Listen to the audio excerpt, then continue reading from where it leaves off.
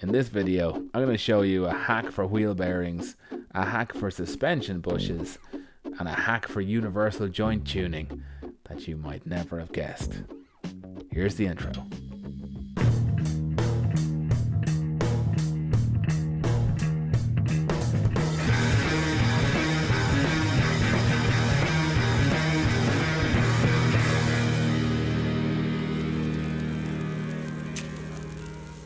So you've got these restored suspension parts, and you've days and weeks of time in those, and these lovely new service parts to go on them, bought with blood and sweat. And you're feeling good. In the grand scheme of your car resto, you've reached the fun, easy part, and you can nearly taste victory. You have to know how not to piss all of it up the wall by knowing the stuff you don't know. Engineering stuff, and physics stuff, and tool stuff. And it's all out there, but how do you find it? Well, you start a YouTube channel and broadcast your mistakes to smoke out the gurus who can bestow the hurt on you in the comments. And you befriend the folk who do know, the ones who wince as they watch the parts get slaughtered right after seeing their logo flash past.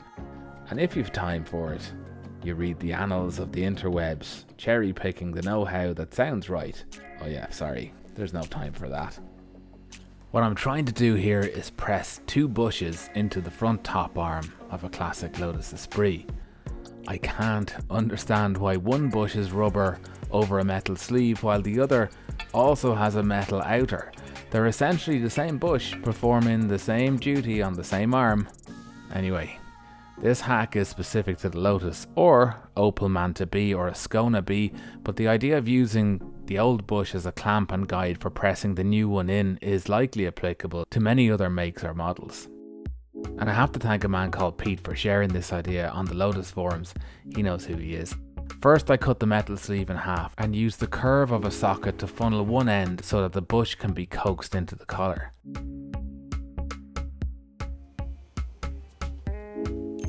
The trouble with this idea is the collar needs to be removed from the bush once it's seated, but the bush has a mushroom top, stopping the collar from simply sliding off.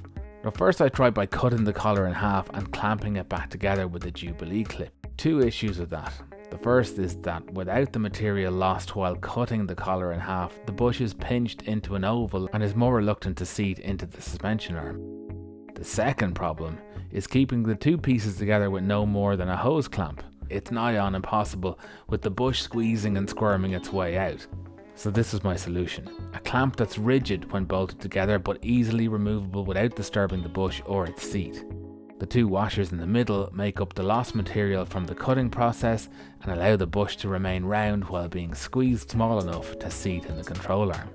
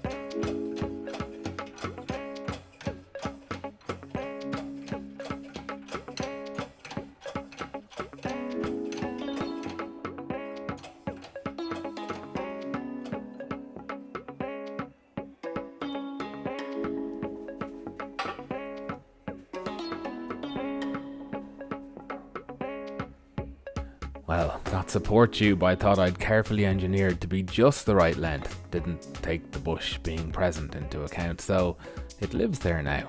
But I did manage to create a solution for pressing these bushes in without annihilating them, which is a new experience lately. Now let me show you a tool that does what it says on the box, but still isn't me-proof. Enter the Kraken.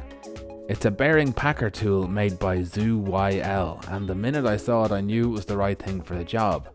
It's got a fortune cookie prediction inside it too. It's a push plunger down before use for a happy life.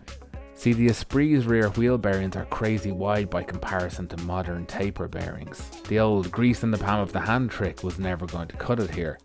So I went looking for a packer tool that the Lotus bearing would fit in, and that wouldn't have a question mark over whether grease would be pushed all the way through the races.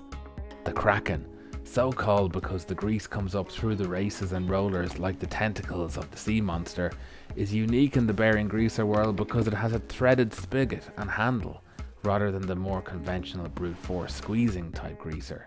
I chose the good stuff, high temperature bearing grease, as favoured by the track crew, and got into it.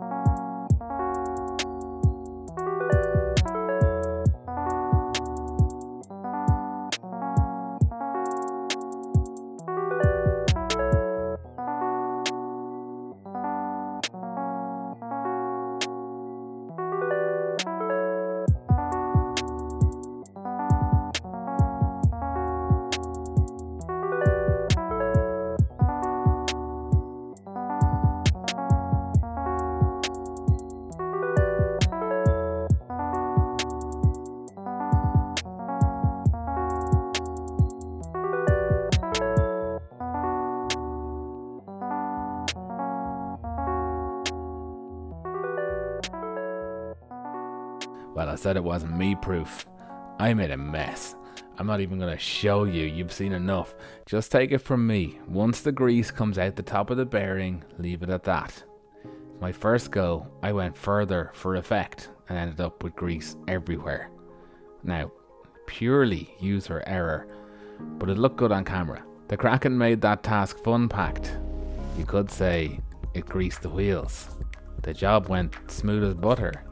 The only thing it didn't do was grease my palm. But I have a well-oiled machine. It's a real twist. Did you know that octopi don't have tentacles? That's a fact. Look it up. I've nearly punned myself into a corner here. I need to explain that I was worried about the amount of paint down the bore of the rear uprights, and not because it would stop the bearing from drifting in, but that it might bunch up as the bearing scraped it from the walls and end up stopping the bearing seating all the way home.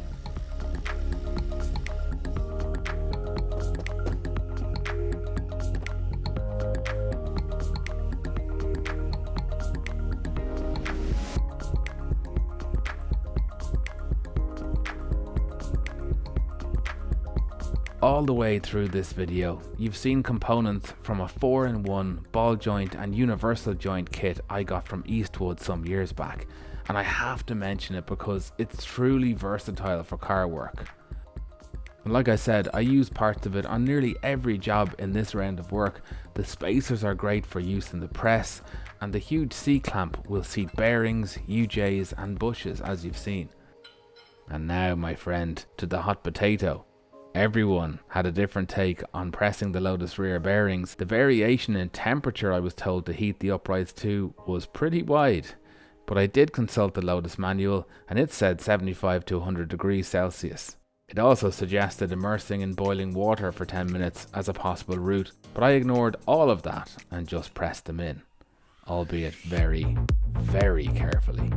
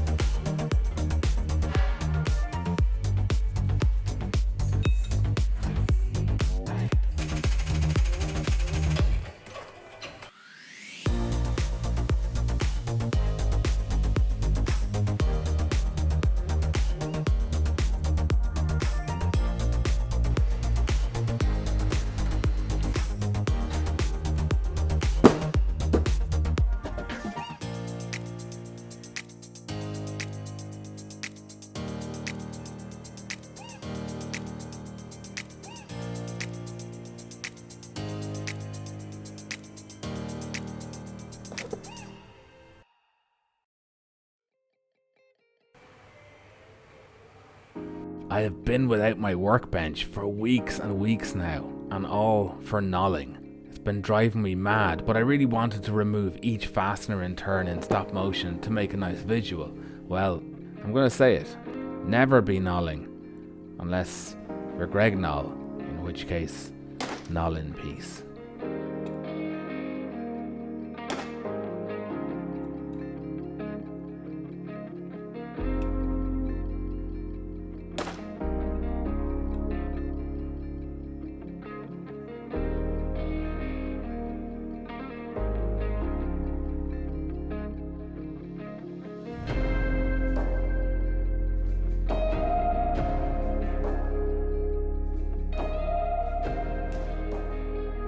Now to our final hack before we try and get some wheels on the Esprit chassis.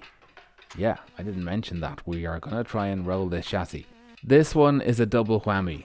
I've got 2 tips from Pete at P&M Parts for you, and this is mechanics gold right here, so listen up. Pete favours sealed universal joints these days. He made a very good case for them too. He pointed out that in his experience the nipple equipped type don't last as long as the sealed type for 2 reasons. Firstly, people rarely grease them as religiously as they should, and secondly, because of a potential problem no one checks for before fitting. The grease ways inside the yoke can be jammed with hardened grease, and Pete said that more often than not, he finds it's just one cup in the UJ that is corroded because it was starved of grease, while the other 3 are perfect. And lo and behold, of the 2 UJs I installed in this video, the first was genuinely jammed in one corner right out of the box. So if you're fitting the serviceable type, check your grease ways, man.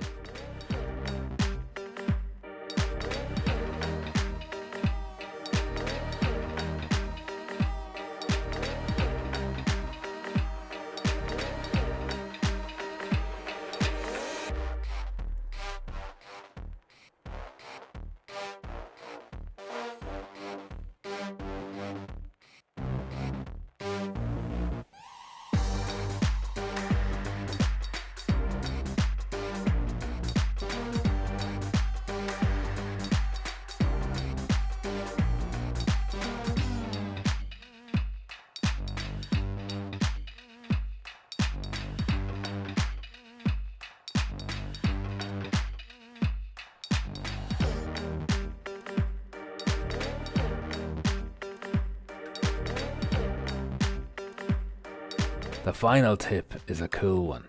It's that the circlips that hold the bearing cups in the universal joint are not just circlips, they're shims too.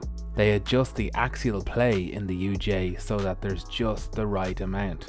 Too much and the joint is tight and will wear prematurely. Too little and the yoke can slide between the cups. And to set this up right, you'd need a DTI, a dial gauge.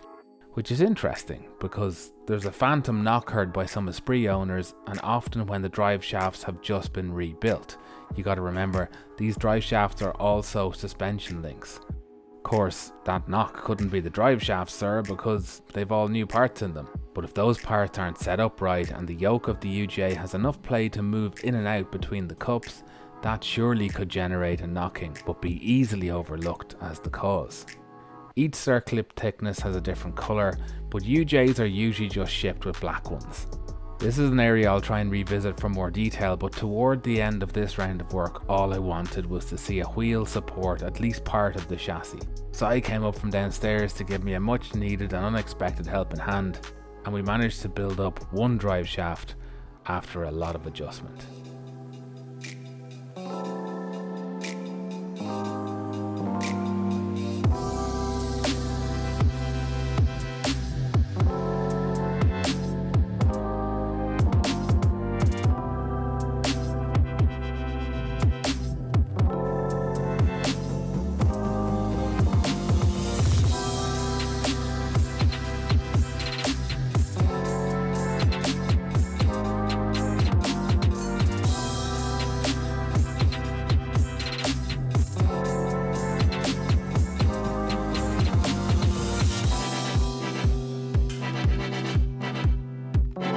That's it.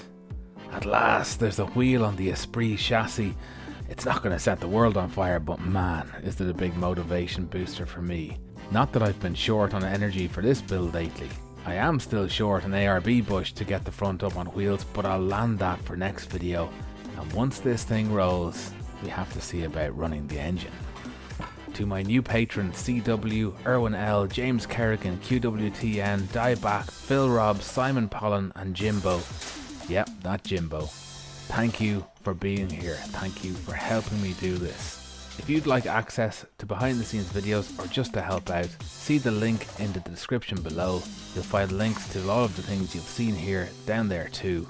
I'm off to bask in the glory of my unicycle. Until next time, stay stuck in and good luck.